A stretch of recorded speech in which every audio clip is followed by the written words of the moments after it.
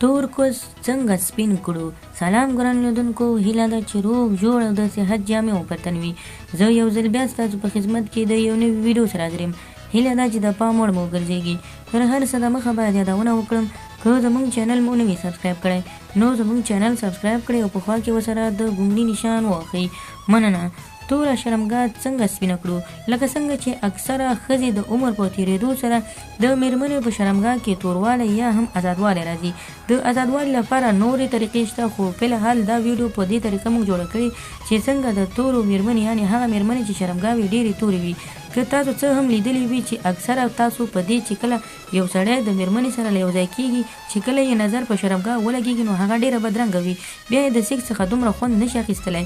که دا هم داسې حقیقت یا سپینه خبره ده، ډېرو خلکو لپاره به دا معلومه وي چې دا حقیقت دی، یعنې 100% حقیقت دی چې کله یو انسان د چیز څخه زړه مړېږي هغه دا طریقه وي چې هغه یا بد ورته ښکاره شي او یا هم یو کم کار پرې وکړي. خو دا فلحال دا ویډیو په دې ده چې څنګه د تورې شرمګاه څخه سپینه شرمګاه جوړه کړو. کولی شئ د ویډیو تر پایه راسره اوسئ. د اکثره میرمنې د عمر په تېرېدو سره په شرمګاه کې توروالی راځي. د توروالی طریقه یا هم د توروالی طریقه څنګه دا سپینه یې کړو او توروالی له کومې وجې کېږي.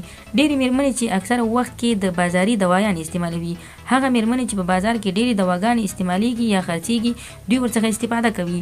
د دې سره تاسو کولی شئ چې بازاري دوا هم واخلئ، یعنې مویبر چې ورته ویل کېږي یا ریموور یا هایر ریموور ورته ویل کېږي. هغه تاسو د بازار څخه واخلئ، تاسو یې کور ته راوړئ. له دې سره تاسو کولی شئ لږ کریم داندان د غاښو کریم او 2 دانې لیمو ګډ کړئ. دا چې کله تاسو د میرمنې شرمګاه ته ورکوله نو لومړی تاسو دغه لیمو او کریم داندان د دې دوای سره ګډ کړئ، دا به مکس کړئ. له هغه وروسته تاسو کولی شئ د میرمنې شرمګاه ته یې ورکړئ، تر 20 منټه پورې پرېږدئ. دغه کار تاسو کولی شئ 9 ورځې وکړئ، یعنې 3 میاشتې تاسو کولی شئ دا کار سر په سر وکړئ. بیا تاسو وګورئ چې دا تاسو څنګه میرمنې په شرمګاه کې سپینوالی راځي. کله مو چې دا دوای پر استعمال کړه، له هغه وروسته تاسو کولی شئ په ګرمو اوبو او صابون سره یې ومینځئ او بیا یې تاسو وګورئ چې دا ورځ په ورځ څومره سپینېږي او څومره خوند ته برابرېږي. هر شی چې په خوند برابر وي، هغه چې رنګ جوړ نه وي، نو خوند به یې څنګه به جوړ شي. نو خدای دې وکړي ملګرو چې زموږ د ویډیو څخه غلط مطلب وانخلئ. زموږ ویډیو لایک کړئ، شیر کړئ او زموږ چینل هم سبسکرایب کړئ. مننه.